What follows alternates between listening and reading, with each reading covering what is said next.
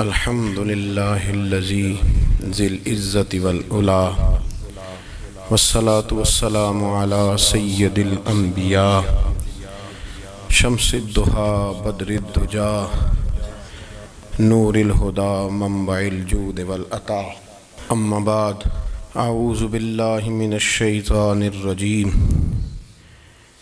بسم اللہ الرحمن الرحیم قل للمؤمنین یغضوا من ابصارہم صدق اللہ العظیم وصدق رسولہ النبی الکریم ونحن علی ذلک لمن الشاہدین والشاکرین والحمد للہ رب العالمین ان اللہ وملائکتہ یصلون علی النبی یا ایہا الذین آمنوا صلوا علیہ وسلموا تسلیما الصلاة والسلام علیک یا سیدی یا رسول اللہ وعلی آلک واصحابک یا سیدی یا حبیب اللہ۔ تمام تعریفیں حمد و ثنا اللہ تبارک و تعالی کے لیے، درود و سلام نبی اکرم نور مجسم شفیع معظم آقا کل ختم رسول دانائے سبل احمد مجتبیٰ جناب حضرت محمد مصطفیٰ صلی اللہ تعالی علیہ وسلم کی ذات والا صفات کے لیے حمد و صلوات کے بعد، اسلام فطرت کے عین مطابق دین ہے۔ نبی پاک صلی اللہ تعالیٰ علیہ وسلم نے فرمایا ہے کہ میں اخلاق عالیہ کی تکمیل کرنے کے لیے دنیا میں آیا۔ جتنے اخلاق ہو سکتے تھے، جتنی خوبصورتیاں ہو سکتی تھیں، جتنی اللہ کو محبوب تھیں، وہ ساری میرے نبی کریم نے بیان فرمائی، ساری رسول کریم صلی اللہ تعالیٰ علیہ وسلم نے بیان کر دی ہیں، جتنی خوبصورتیاں ہو سکتی تھیں۔ کچھ لوگ ایسے ہوتے ہیں جو بیچارے بائی نیچر ہی کچھ پریشانیوں کا شکار ہوتے ہیں، اور قرآن مجید نے جو ارشاد فرمایا نا کہ کچھ لوگ نفس کی خواہش کو اپنا خدا بنا لیتے ہیں، تو وہ بلا وجہ بھی بہت ساری باتیں کرتے ہیں جن کا کوئی وجود نہیں ہوتا۔ عورت کو حقوق دلانے کے لیے بہت سارے لوگ بہت ساری غلط باتیں کرتے ہیں۔ جو لوگ یہاں سے کسی کو لے جاتے تھے نا دبئی، دھوکہ دے کے اور لے جاتے تھے یورپ میں، عرب ممالک میں دھوکہ دے کے لے جاتے تھے، تو وہ بھی کوئی خواب ہی تو دکھاتے تھے کہ اتنے لاکھ تنخواہ ہوگی، اتنا کچھ ہوگا۔ وہاں جا کے پتہ چلتا تھا کہ جیب سے بھی دینے پڑیں گے کچھ۔ بہت سارے لوگ ایسے ہوتے ہیں، وہ سارے خوبصورتی کے نام پر ہی دھوکہ دیتے ہیں۔ آپ کو پتہ ہے کہ جو آدمی کسی کو لالچ دیتا ہے تو کسی کو لوٹنے کے لیے اسے لالچ دینا بڑا ضروری ہوتا ہے۔ لوگ پہلے لالچ دیتے ہیں پھر لوٹتے ہیں، پہلے مکمل لالچ دیتے ہیں، یہ چیز مل جائے گی، یہ چیز مل جائے گی۔ لوگ مکمل لالچ دیتے ہیں، اس کے بعد پھر لوٹتے ہیں۔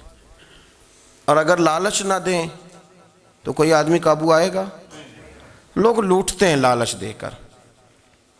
اچھا، اب وہ جو جس کو لالچ دیا جا رہا ہوتا ہے وہ کہہ رہا ہوتا ہے کہ نہیں نہیں تمہیں نہیں پتا، وہ اس وقت ماننے کو تیار نہیں ہوتا۔ وہ کہتا ہے اتنی خوبصورت باتیں کر رہا ہے، اتنی اچھے پیغام دے رہا ہے، تم میرے دشمن ہو، تم مجھے منع کر رہے ہو۔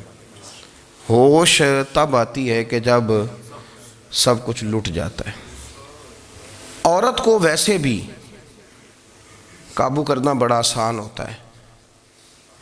اعلیٰ حضرت بریلوی رحمۃ اللہ علیہ فرماتے ہیں بیٹیاں نازک شیشیاں ہوتی ہیں، ان کو تو ذرا سی چوٹ لگے تو ٹوٹ جاتی ہیں۔ دیکھیں کتنا بڑا جملہ کہا بریلی کے امام، نازک شیشیاں ہیں۔ ذرا کوئی آدمی گمراہ کرتا ہے، ذرا خراب کرتا ہے۔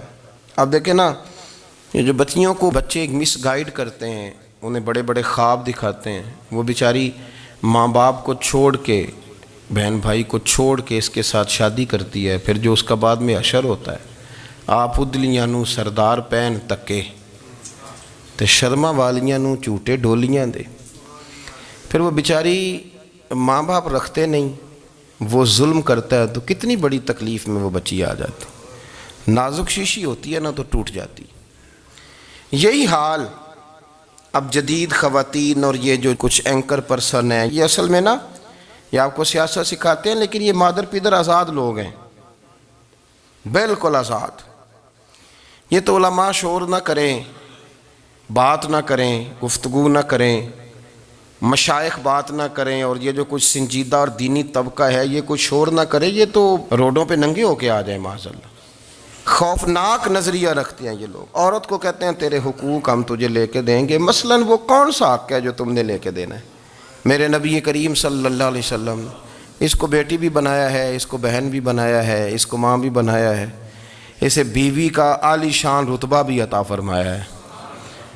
اور چونکہ بیٹی کا بھی حق بڑا بیان کیا جاتا ہے، بہن کا بھی، ماں کا بھی. اور بیوی کے معاملے میں لوگ سمجھتے ہیں کہ زیادہ بات نہیں کرنی چاہیے، شاید مسئلہ خراب ہو جائے. حالانکہ نبی پاک صلی اللہ تعالیٰ علیہ وسلم نے بیوی کے بارے میں پتہ کیا فرمایا؟ فرمایا جب تم نکاح کر لیتے ہو تو اپنا ایمان محفوظ کر لیتے ہو. اب میں اس کی شرح نہیں کرتا، اب خود کر لیجئے گا کہ وہ ایک ایسی شخصیت ہوتی ہے کہ جس کی موجودگی میں آپ کا ایمان محفوظ ہے. اب میں نہیں سمجھتا کہ اس سے بڑی بات کوئی اور ہو سکتی ہے، جس کی موجودگی میں آپ کا ایمان. اور بھئی یہ حدیث پاک عرض کر رہا ہوں، نکاح جب کوئی کر لے تو اس نے اپنا ایمان مکمل کر لیا. اس کا معنی یہ ہوا کہ آپ کا ایمان محفوظ ہے اس کی موجودگی میں. تو اس سے زیادہ بھی، یعنی ایمان سب سے قیمتی چیز ہے نا، تو اس کے محفوظ ہونے کی وجہ حضور نے نکاح بیان کر دی. اب میرا خیال ہے بی بی اگر کوئی اس سے بڑا حقوق مانگے گی تو بیوقوفی کرے گی. اتنا بڑا درجہ نبی کریم نے اسے عطا کر دیا، اتنا بڑا مقام دے دیا کہ تو خاوند کے ایمان کے محفوظ ہونے کا ذریعہ بن گئی ہے. عورت کو جو حقوق رسول کریم صلی اللہ تعالیٰ علیہ وسلم نے عطا فرمائے، نبی پاک نے جو حقوق دیے، دیکھیں نا، حضرت عبداللہ ابن عمر رضی اللہ تعالیٰ عنہ کی اہلیہ بیمار تھی تو جلدی سے وہ آئے. تو جب بہت جلدی ہو، سفر بڑا شدید تھا، تو آپ نے جلدی سے نماز ادا کی، جلدی سے چلے. آپ کے خادم کہنے لگے حضور خیریت ہے؟ فرمایا میری بیوی بیمار ہے. تو اس نے عرض کی حضور آپ کی اہلیہ بیمار ہے. تو آپ نے نماز بھی جلدی سے پڑھی، سفر بھی جلدی کیا. تو فرمانے لگے یہ وہ چیزیں ہیں جو ہمیں مدینے والے رسول نے سکھائی. آپ اس کیفیات کو سمجھیں کہ حضور صلی اللہ علیہ وسلم نے درس دیا. اور پھر ایک اور بہت بڑی بات، یہ فضیلت کسی اور کو نہیں دی. جو عورت کو حضور نے فضیلت دی، یہ فضیلت کسی اور کو نہیں دی. کبھی حضور نے فرمایا کہ تمہارا ابا تمہارے ساتھ بہت سخت رویہ کرے تو تم نے اس کو اس سختی پر داد دینی ہے. فرمایا چلو اگر وہ زیادتی بھی کرے تو تم نے اس کے ساتھ سلوک اچھا ہی کرنا ہے. لیکن آپ ایک بات کو سمجھے نا کہ بچے کے بارے میں، بیٹے کے بارے میں، بیٹی کے بارے میں فرمایا 10 سال کے ہو کے نماز نہ پڑھیں تو سختی کرو، تمہارا ڈنڈا بھی لٹکنا چاہیے. بہت ساری جگہوں پہ بہت سارے لوگوں کے لیے سختی کا حکم دیا، لیکن عورت کے لیے حضور نے جو جملے کہے، اصل میں ہم سمجھتے ہیں کہ یہ ایک بات ہے، مشہور ہو گئی ہے روایت حدیث، تو بس اس کے پس منظر پر اور جملوں کے حسن پر شاید معاذ اللہ غور کرنے کی ضرورت نہیں. ذرا اس لفظ کی تاثیر پر غور کریں. حضور نے فرمایا عورت ٹیڑھی پسلی سے پیدا کی گئی ہے، یہ ٹیڑھی ہے، اس کو سیدھا کرنے کی کوشش کرو گے تو ٹوٹ جائے گی. تو حضور پھر ہمارے لیے حکم کیا ہے؟ فرمایا جیسی ہے تم اسی کے ساتھ نبھا کرو. آپ سمجھیں کہ اتنا محفوظ حضور نے درجہ دے دیا بی بی کو، اتنا محفوظ کہ فرمایا غلطی بھی ہو تو میرے غلاموں تم اس کے ساتھ نبھا کرو، گزارا کر لو. کو کیا اور حق چاہیے عورت کو جس کو اس کی غلطیوں سمیت نبی پاک نے قبول کرنے کا حکم دے دی کہ اس کی کمزوریوں سمیت قبول کر لو. اب اس کو اور کیا کوئی کمزوریوں سمیت قبول کرتا ہے؟ کبھی آپ دکان پہ بیٹھے ہو تو آپ کہیں بھی اس میں یہ بھی غلطی، میرے مال میں یہ بھی کمزوری ہے، یہ بھی کمزوری ہے، یہ بھی کمزوری ہے، تو کر لے قبول. کرتا ہے کوئی؟ کوئی شخص ایسا ہو جو کسی چیز کی کمزوریاں بیان کر کے کہ اسے قبول کرو؟ پر رسول کریم صلی اللہ تعالیٰ علیہ وسلم نے نا ہمیں سبق دیا، حضور نے ہمیں درس دیا، نبی پاک نے ہمیں پیغام دیا.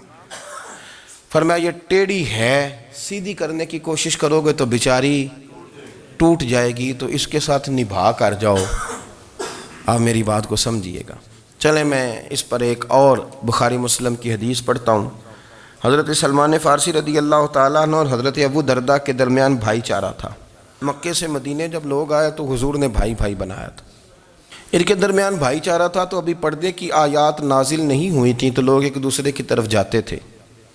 حضرت سلمان فارسی رضی اللہ تعالیٰ عنہ حضرت ابو دردہ رضی اللہ تعالیٰ عنہ کے گھر میں تشریف لے گئے تو دیکھا کہ ان کی بیوی بڑی غمگین بیٹھی ہیں۔ تو ہم نے فرمایا بہن کیا ہوا؟ تو کہنے لگی تمہارے بھائی کو دلچسپی کوئی نہیں رہی، ہر روز روزہ رکھ لیتا ہے اور ساری رات نفل پڑھتا ہے۔ حضرت سلمان فارسی کہنے لگے ٹھیک ہے کر لیتے ہیں بندوبست۔ نماز دین ہے کہ نہیں؟ دین ہے نا یہ چیزیں۔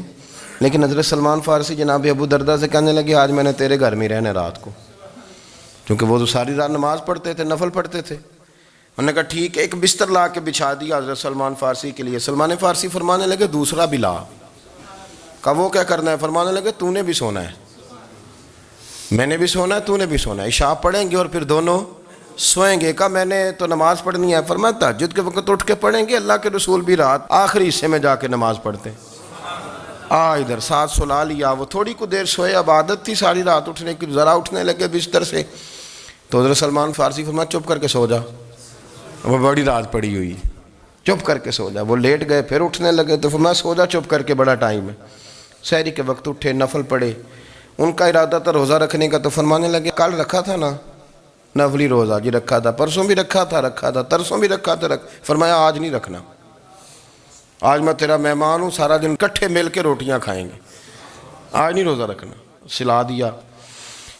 اب حضرت ابو دردہ رضی اللہ تعالیٰ عنہ کہہ تو کچھ نہ سکے، پر کہنے لگے سلمان تم پتہ تم کیا کر رہے ہو، نہ تم نے مجھے رات اٹھ کے زیادہ نفل پڑھنے دیے، سویرے روزہ نہیں رکھنے دیا۔ تو حضرت سلمان فارسی کہنے لگے کوئی لمبی بات تو نہیں نا، چلتے ہیں نا ابھی فجر میں مسجد نبی میں، تو نبی پاک کو بتاتے ہیں سرکار دو عالم علیہ السلام کی خدمت میں تو اپنی بات کرنا، میں اپنی کروں گا، حضور نتیجے کا اعلان فرما دیں گے، بات طے ہو جائے گی۔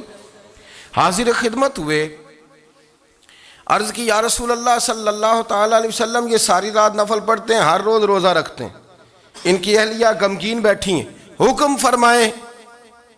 تو نبی پاک صلی اللہ علیہ وسلم نے فرمایا پھر ہوا کیا؟ یا رسول اللہ میں نے رات سلایا ہے، سحری میں اٹھایا ہے، سویرے روزہ نہیں رکھنے دیا۔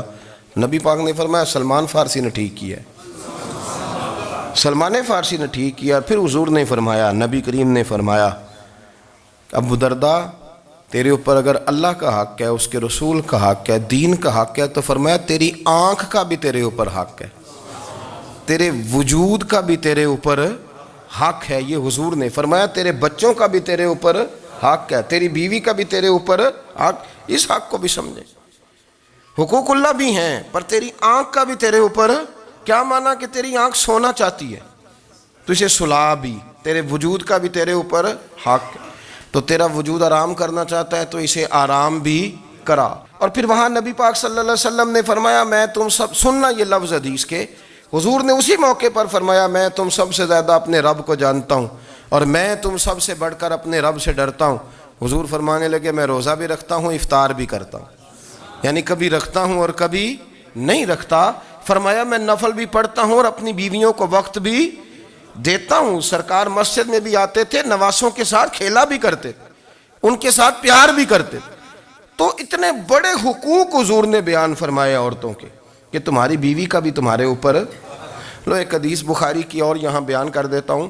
ایک شخص نے آ کے عرض کی یا رسول اللہ صلی اللہ تعالیٰ علیہ وسلم جہاد کے لیے تیاری ہو گئی ہے، صفیں بن رہی ہیں، مجاہدین کی تیاری ہے، تو میرا بھی نام لکھ دیا گیا ہے مجاہدوں کی لسٹ میں، لیکن یا رسول اللہ صلی اللہ تعالیٰ علیہ وسلم میری بیوی نے حج کی تیاری کر لی ہے اور میرے دوستوں نے، صحابہ نے میرا نام مجاہدین کی لسٹ میں لکھ دیا، تو میرے لیے کیا حکم ہے؟ یہ بخاری مسلم ہے۔ تو نبی پاک صلی اللہ تعالیٰ علیہ وسلم نے فرمایا جہاد پہ کوئی اور چلا جائے گا تو بیوی کے ساتھ حج کرنے جا، اسے محرم کی ضرورت ہے، وہ تیرے بغیر کیسے جائے گی؟ مجاہدین کو تو اور مجاہد مل جائے گا، پر تو اپنی بیوی کے ساتھ جانا۔ نبی پاک صلی اللہ علیہ وسلم نے مرد کو محافظ بنایا ہے، عورت کو مرد کا قیدی نہیں بنایا، بلکہ عورت کو حفاظت عطا کی اور مرد کو اس کا محافظ بنایا۔ اب بچیاں آزاد ہونا چاہتی ہیں، اور آزادی بھی وہ والی کہ جو بنیادی طور پر آزادی نہیں، فحاشی ہے۔ میں نے بہت پہلے کہا ہے کہ اسلام بیٹیوں کو قیمتی سمجھتا ہے، جس بندے کے پاس 20 تولے سونا ہو وہ چوک میں لے کے نہیں آتا، وہ قیمتی چیز ہے، اس نے چھپا کے رکھی ہوتی ہے۔ تو جو نبی پاک صلی اللہ علیہ وسلم کا کلمہ پڑھنے والے بیویاں، اسلام انہیں قیمتی سمجھتا ہے، کہتا ہے کہ تم قیمتی ہو لہذا گھر کے اندر رہو، تم باہر نہ ہو۔ لیکن عورتیں ہیں کہ ان کو بلا وجہ لوگ خراب کر دیتے ہیں اور بلا وجہ وہ اس مغالطے کا شکار ہو جاتی ہیں۔ اب آگے بڑھتے ہیں۔ قرآن مجید نے سورہ نور کی آیت نمبر 30 میں کہا کہ کل للمؤمنین یغضوا من ابصارہم، فرمایا کہ اے محبوب علیہ السلام مومن مردوں سے کہہ دو کہ اپنی نظریں جھکا کے رکھیں، اپنی نظریں۔ اور اگلی آیت میں فرمایا وَقُلْ لِلْمُؤْمِنَاتِ یغضضن من ابصارہن، فرمایا کہ اے محبوب مومن عورتوں سے بھی کہہ دو کہ اپنی نظریں جھکا۔ مرد بھی اپنی نظر جھکا کے رکھے گا عورت کی طرف، لیکن یہ ساری پابندی صرف مرد پر نہیں، عورت بھی غیر محرم کا چہرہ نہیں دیکھے گی، اس پر بھی اسی طرح نظر جھکانے کا حکم ہے جس طرح کہ وہ ہر دکاندار کو بھائی جان کہہ کے گفتگو کرنے کی اس کو بھی اجازت نہیں ہے کہ وہ بھی وہ سمجھے کہ پابندی تو مرد نے کرنی تھی، میں نے تھوڑی کرنی تھی۔ وہ جس کے پاس جائے، جہاں بھی جائے، ڈاکٹر کے پاس جائے، باہر جائے، تو وہ جس طرح مرضی اس کا دل چاہے وہ بات چیت کرے، اس کی عورت کو بھی اجازت اسلام نہیں دیتا۔ بنیادی طور پہ اسلام شرم و حیا کا دین ہے، حیا کی بات کرتا ہے۔ حیا کی جب ہم تعریف کرتے ہیں تو حیا کی تعریف یہ ہے کہ کوئی کبھی چیز دیکھ کے نہ تو آپ کی طبیعت میں کراہت محسوس ہو، آپ کوئی غلط جملہ منہ سے نکالتے ہوئے ذرا جھجکیں، آپ کوئی غلط بات کرتے ہوئے تھوڑا بوجھ محسوس کریں۔ ہمارے ہاں تیزی سے فروغ پایا ہے بے حیائی نے، سنگیوں کی محفلیں، یاروں کی محفلیں، اس میں غلیظ گفتگو ہوتی ہے، الا ماشاء اللہ۔ جن دوستوں کو بڑی پاک صاف گفتگو کرنی چاہیے، دوستی کا رشتہ بڑا مقدس رشتہ ہے، جو یہاں ایک دوسرے سے پیار کریں گے جنت میں بھی اکٹھے داخل کیے جائیں گے۔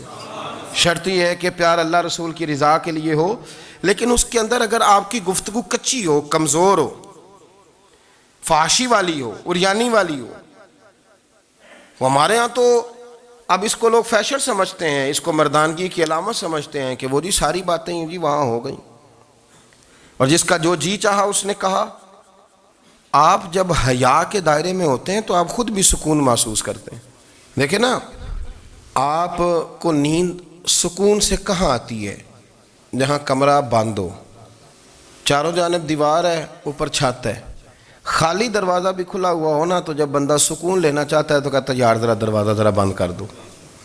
وہ اچھی طرح اپنے آپ کو چھپا لیتا ہے نا حیا کے پردے میں، تو اللہ اسے سکون عطا کرتا ہے۔ اور جو اس سے بھی زیادہ ٹھنڈی نیند میں جانا چاہتا ہے وہ کہتا ہے لائٹ بھی بند کر دو۔ اب وہ مکمل طور پہ سمجھتا ہے کہ میں چاروں جانب سے چھپ گیا ہوں، اگر میں کھل کے بھی سو جاؤں گا تو میرا چونکہ پردہ قائم ہے تو مجھے کوئی دشواری نہیں ہوگی۔ آپ جب چھپ جاتے ہیں، جب آپ حیا کے اندر سمٹ جاتے ہیں، جب آپ چادر کے اندر آ جاتے ہیں تو آپ بہت ساری جگہوں پہ آسانی محسوس کرتے ہیں۔ تو حیا تو آپ کو سکون دیتی ہے، حیا تو دل کو راحت دیتی ہے۔ میں بڑی ذمہ داری سے بات عرض کرتا ہوں، قرآن مجید نے نا ایک مقام پہ مذاق کو، ایک مزاح ہوتا ہے خوش طبی، وہ نہیں، مذاق اڑانا، قرآن پاک نے نا مذاق کو ایک جگہ پہ جاہلوں کا طریقہ بھی قرار دیا ہے۔ بنی اسرائیل کے لوگوں سے حضرت موسیٰ نے کہا کہ گائے ذبح کرو اور ایک ٹکڑا مقتول کو مارو، زندہ ہو کے خود بتا دے گا مجھے کس بندے نے قتل کیا۔ تو کہنے لگے آپ ہمارے ساتھ مذاق کر رہے ہیں۔ تو قرآن مجید کہتا ہے کہ حضرت سیدنا موسیٰ علیہ السلام فرمانے لگے اعوذ باللہ ان اکون من الجاہلین، فرمانے لگے میں اللہ کی پناہ مانگتا ہوں کہ میں جاہلوں میں سے ہو جاؤں۔ یہ مذاق کرنا تو جاہلوں کا طریقہ ہے۔ اگر آپ کی زبان سے بے حیائی کا جملہ نکل گیا، اگر آپ کی زبان سے بے حیائی کا جملہ نکل گیا، آپ نے کہہ دیا کہ ہم آزاد لوگ ہیں، جو مرضی کریں گے، جو مرضی کہیں گے، جو ہمارا دل میں آئے گا کریں گے، تو پھر تو لوگ آپ کا وہ حشر کریں گے کہ آپ سے برداشت ہی نہیں ہوگا۔ جس کا لوگ مذاق بنا لیتے ہیں اور جو مذاق بن جاتا ہے پھر اسے کوئی جینے دیتا ہے؟ آپ حیا کی چادر میں چھپیں گے تو بچیں گے۔ اگر آپ نے اپنا مذاق بنوا لیا یہ کہہ کے کہ میں نے مرضی کرنی ہے، پھر یاد رکھنا چھپنے کو جگہ نہیں ملے گی، پھر تکلیف میں آ جائیں گے، پھر بہت بڑی اذیت کا شکار ہو جائیں۔ شرم و حیا، عرب کے اندر جو کنواری لڑکیاں تھیں ان میں بڑی حیا ہوتی تھی، الحمدللہ میں بڑے فخر سے کہتا ہوں کہ میرے پنجاب کی، میرے پاکستان کی بیٹیاں بھی 20 دفعہ ان کا ابا کہے تیری شادی کرنی ہے تو وہ آنکھ نہیں اٹھا پاتی آج بھی۔ یہ تو وہ چند لوگ ہیں جو کہتے ہیں ہم ہائی کلاس ہو گئے، ہمیں نہیں پتا کہ وہ روشن خیال ہو گئے ہیں کہ روغن خیال ہو گئے، پتہ نہیں کدھر چلے گئے۔ ورنہ ہماری بیٹیاں آج بھی جب ان سے ان کا باپ، ان کی ماں بات کرتی ہے تیری شادی کی، تو وہ تو شرم کے ساتھ پچھلے سے پچھلے کمرے میں چھپتی ہیں۔ یہ اللہ نے فضل کیا ہوا ہے اس ملت پر۔ تو عرب کی لڑکی بڑی حیا والی ہوتی تھی، اس سے کوئی بات کرنی پڑتی تھی تو 20 دفعہ بات کی جاتی، پھر بھی وہ عورت چھپتی پھرتی تھی۔ حضرت عائشہ صدیقہ رضی اللہ تعالیٰ عنہ فرمانے لگیں میرے نبی پاک صلی اللہ علیہ وسلم عرب کی کواری لڑکیوں سے بھی زیادہ حیا کرنے والے۔ قاضی اعجاز مالکی نے، شیخ عبدالحق محدث دہلوی نے، دیگر بزرگ جو سیرت نگار گزرے انہوں نے لکھا ہے کہ نبی پاک صلی اللہ علیہ وسلم کے اندر 100 مردوں سے زیادہ طاقت تھی، 100 مردوں سے زیادہ طاقت۔ اب جو بات کہنے لگا ہوں، جو نتیجہ دینے لگا ہوں، اس پر خاص توجہ آپ فرمائیں گے۔ ذرا فکری طور پر، نظریاتی طور پر ایک چیز کو سمجھیے۔ ہم سمجھتے ہیں کہ جوان لڑکا ہے جی جو مرضی کرے، عمر ہے جی۔ آپ ذرا بات پر غور کیجئے گا کہ حضور صلی اللہ علیہ وسلم میں طاقت 100 مردوں سے زیادہ ہے اور حیا کواری لڑکیوں سے بھی زیادہ ہے۔ ذرا اس بات کا تقابلی جائزہ کیجئے گا کہ طاقت 100 مرد سے زیادہ ہے لیکن حیا کواری لڑکی سے بھی زیادہ ہے۔ اس کا معنی یہ ہوا کہ جس ٹہنی کو پھل زیادہ لگ جاتے ہیں وہ جھکا کرتی۔ تو حیا تو حسن ہے، حیا تو آپ کو پاک صاف کرے گا، حیا تو آپ کو نرالا کرے گا، انوکھا کرے گا۔ وہ ہمارے ایک دانشور ہے، انہوں نے مضمون لکھا، کئی باتیں بڑی پسند آتی ہیں۔ وہ کہتے ہیں کہ میری اہلیہ، ان کو بھی کسی نے مس گائیڈ کر دیا تھا، حالانکہ اچھی خاتون ہے، کسی نے مس گائیڈ کر دیا۔ تو وہ بھی سماجی اور ویلفیئر، اور یہ خواتین کو شوق ہوتا نا بننے کا، تو وہ بھی سماج کے اندر اچھا مقام تلاش کرنے کے موڈ میں آ گئی۔ تو کہیں ایک دن جانا تھا تو بڑی بن سنور کے میرے ساتھ وہ گاڑی میں بیٹھ گئی۔ تو میں گاڑی میں، عورتوں کو یہ بھی مسئلہ ہوتا ہے نا کہ ہماری تعریف کرو، تو کئی دفعہ بعض مردوں بیچاروں کو جھوٹ بولنا پڑتا ہے، تو زبردستی کراتی ہیں نا جی۔ تو اس میں گنجائش بھی دی ہے شریعت نے گنجائش دی ہے کہ کبھی بیوی کو راضی کرنے کے لیے خلاف واقعہ بات کرنی پڑے تو کر لینی چاہیے، تو وہ کراتی بھی ہیں۔ 3 موقع پر خلاف واقعہ بات کرنے کی اجازت ہے، یعنی واقعہ کے خلاف بھی آپ بات کر سکتے ہیں۔ جنگ کے موقع پر 2 لوگوں کو صلح کرانے کے لیے اور بیوی کو راضی کرنے کے لیے کر لیں کوئی ایسی بات، بے شک اپنی طبیعت پہ جبر کر کے کر لیں، گنجائش ہے، اجازت ہے۔ تو وہ کہتے ہیں جب وہ گاڑی میں میرے ساتھ بیٹھی بن سنور کے، تو وہ تقاضا کرنے لگی کہ میں نے بڑے اچھے کپڑے پہنے ہیں پر آپ نے توجہ نہیں کرائی۔ تو وہ سیانا بندہ تھا، وہ چاہ رہا تھا کہ میری خاتون سمجھ جائیں۔ وہ کہتے ہیں مجھے پتہ تھا کہ بیچاری مس گائیڈ ہو گئی ہے، دل کی بڑی اچھی ہے، سیانی ہے، لیکن اس کو کچھ خواتین نے، کچھ لوگوں نے مل کے اس کو ذہن غلط کر دیا ہے کہ سماج میں نکلو، باہر جاؤ، کام کرو، فلاں کرو، اپنی مرضی سے جیو۔ تو میرے ساتھ گاڑی میں بیٹھی کہیں جانے کے لیے، تو مجھ سے کہنے لگی کہ آپ نے میری طرف توجہ ہی نہیں کی، آپ نے کوئی ذکر ہی نہیں کیا کہ میں کیسی لگ رہی ہوں۔ تو وہ کہتے ہیں میں نے اسے کہا کہ اگر تو ناراض نہ ہو تو پھر میں صحیح والی تعریف کر دوں۔ تو اس نے کہا کہ آپ کر دیں۔ تو کہتے ہیں میں نے درد سے اور خلوص سے اپنی بیوی سے کہا، خلوص کے ساتھ میں نے کہا میں تو روز گھر ہوتا ہوں، روز شام کو گھر ہوتا ہوں، اگر تو میرے لیے تیار ہوتی تو میں تیری تعریف کرتا، لیکن آج تو باہر جانے کے لیے تیار ہوئی، تو پھر ان سے تعریف کی امید رکھ جن کے لیے تو نے تیاری کی ہے۔ میرے لیے تیاری کرتی تو میں تو ہر شام تیرے پاس ہوتا ہوں۔ کہتے وہ میرے لفظوں میں درد تھا تو وہ بھی رو پڑی، اور کہنے لگی آپ گاڑی روک دیں، مجھے باہر جا کے کسی کو راضی نہیں کرنا، میں نے اسے راضی کرنا ہے جس کو رب کریم نے میرا شوہر بنایا ہے اور میرے لیے منتخب کیا ہے میرے ماں باپ کو، میں واپس لوٹتی ہوں۔ یہ ایک پہلو ہے سلگتا ہوا، اس کو سمجھا جائے۔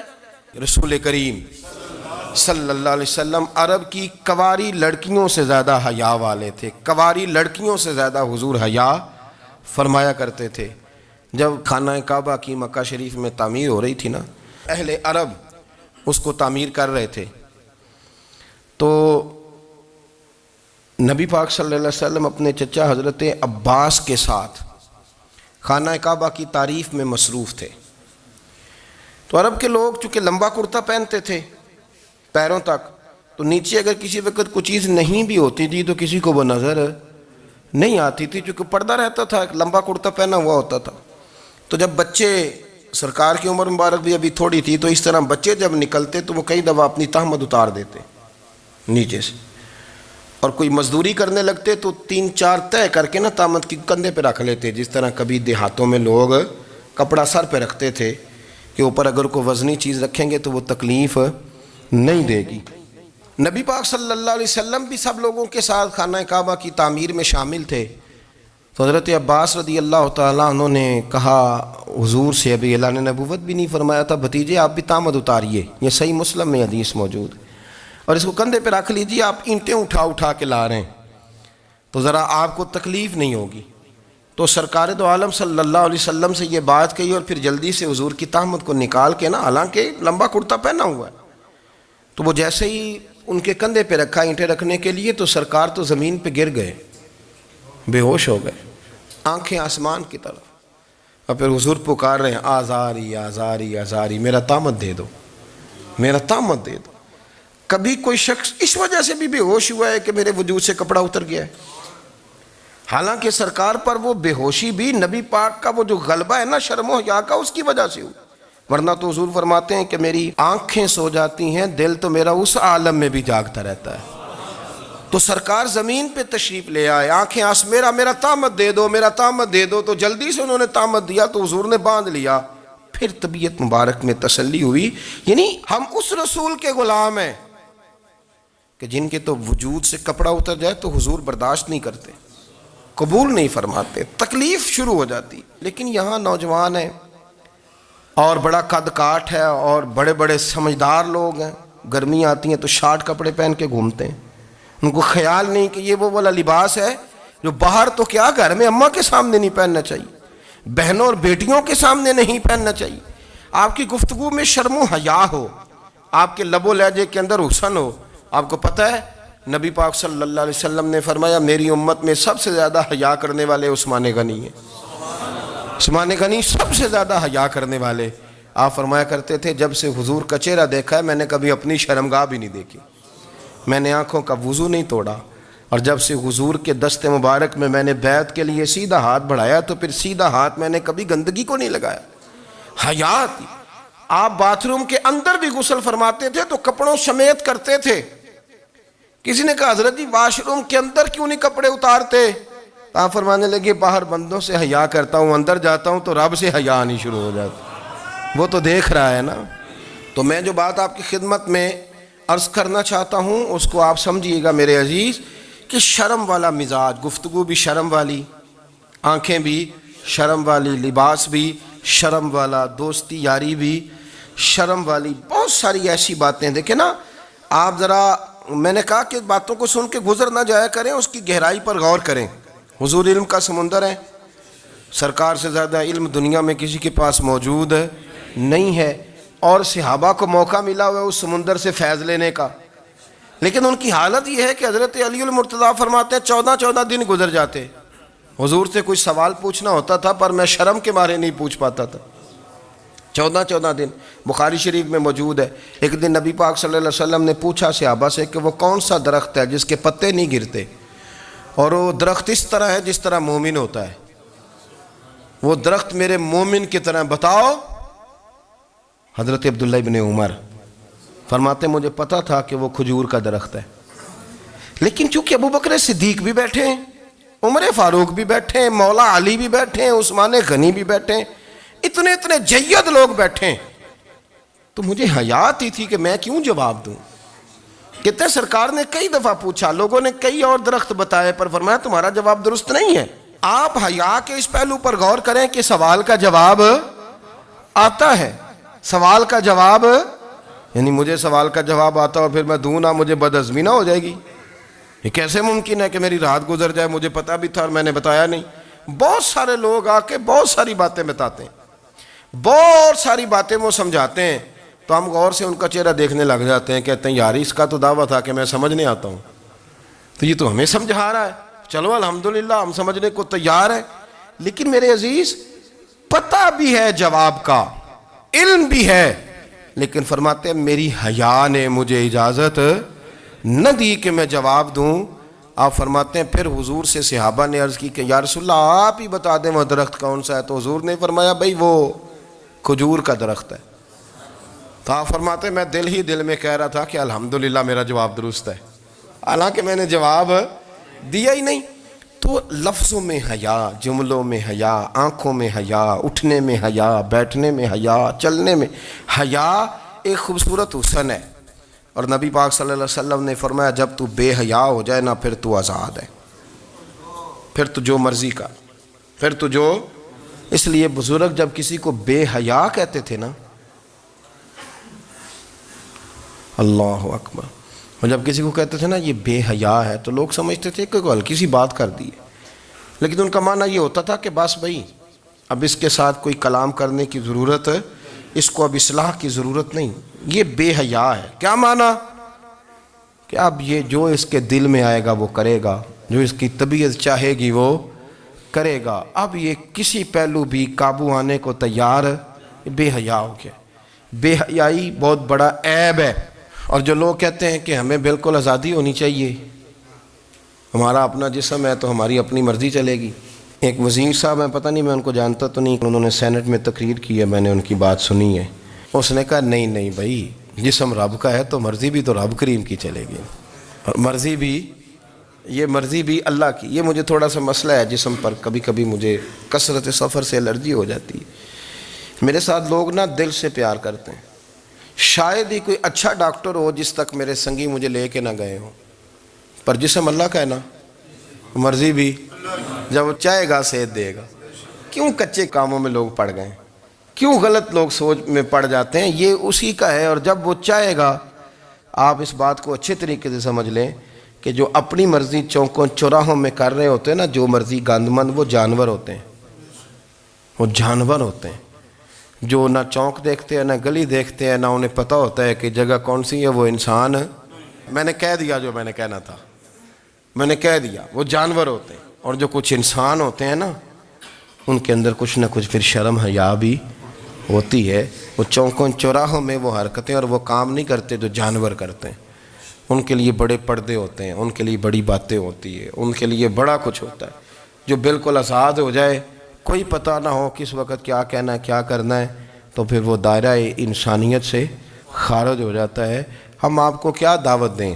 آپ تو وہ باتیں کر رہے ہیں جو اسلام کا انسانیت کے حق میں بھی ٹھیک نہیں، آپ تو وہ والی باتیں کر رہے ہیں جن کا انسانیت بھی تقاضا نہیں کرتی کہ یہ باتیں ہونی چاہیے۔ لیکن ایک بات، میں تو جذباتی نہیں ہوتا، میں بڑے غور سے چیزوں کو دیکھتا ہوں، سنتا ہوں، اور نہ میں ان موسمی مینڈکوں کی، وہ مجھے راتق صاحب کہنے لگے جی بڑے بڑے مولوی ایک بندے کے ساتھ بیٹھے ہوئے ہوتے تھے اور وہ روزے میں بڑے بڑے درس دیتا تھا تو وہ بھی فلانی حرکتیں کر رہا ہے۔ تو میں نے کہا ہم نے تو پرانا کہا تھا کہ موسمی مینڈک ہے، تو پرانے کہہ رہے ہیں کہ اداکار ہے، تو وہ جہاں کاسٹ کریں گے وہاں وہ اداکاری کرے گا۔ آپ کسی مذہبی جگہ کر لیں تو وہاں کر لے گا، کہیں اور جگہ کریں گے تو ہم تو پرانا کہہ رہے ہیں۔ تو کسی کو کبھی سمجھ آتی ہے تو کسی کو کبھی اور جگہ جا کے سمجھ آتی ہے۔ ہم ان لوگوں سے پریشان نہیں ہوتے، کیوں؟ سن لیں، کوئی مایوسی نہیں، ان کے اندر جتنا زور ہے وہ لگائیں۔ یہ ملک بنا ہے رسول اللہ کے نام پہ، یہ اللہ نے تحفہ دیا ہے امت مسلمہ کو، یہ نبی پاک کے نام پہ بنا ہے، تو یہاں جھنڈا بھی وہی والا بلند ہونا ہے جو مدینے والے رسول کا جھنڈا ہے، اور یہاں وہی کام چلے گا جو نبی پاک نے بیان فرمایا۔ تو اس طرح کئی لوگ آتے ہیں، وہ شور شار کرتے ہیں، چلے جاتے ہیں، اتنے نہ پریشان ہوا کریں۔ بہت سارے لوگ تو بیچارے اس قابل بھی نہیں ہے کہ ان کا نام لیا جائے، مطلب اتنا ہم ان کو اہمیت دے دیں، ان کا ذکر کریں، ان کا نام لیں، ان کی بات کریں، وہ بیچارے اس قابل ہی نہیں ہے، مطلب سٹیٹس ہی نہیں ہے ہمارا، اتنے فارغ ہیں ہم کہ اب جو بندہ آئے گا کہانی چھیڑے گا تو ہم چھیڑ جائیں گے۔ اور بھائی اللہ کا فضل ہے الحمدللہ تعالی، لوگوں نے بڑا شور کیا، اور بڑے زمانے سے دنیا شور کر رہی ہے، پر اللہ کے گھر مسجدیں بھری ہوئی ہیں، مسجدیں بھری ہوئی ہیں۔ ہماری بیٹیاں پردے کرتی ہیں، پردے کو پسند کرتی ہیں، وہ حجاب میں رہتی ہیں، وہ سمجھتی ہیں کہ ہمارا اصل حسن کیا ہے۔ تو یہ پراپوگنڈا پرانا چلا آ رہا ہے، اس کا اللہ کے فضل سے امت مسلمہ پہ نہ کبھی اثر ہوا ہے اور نہ کبھی ہوگا انشاءاللہ۔ اللہ تعالی ہمیں حق پر استقامت عطا فرمائے۔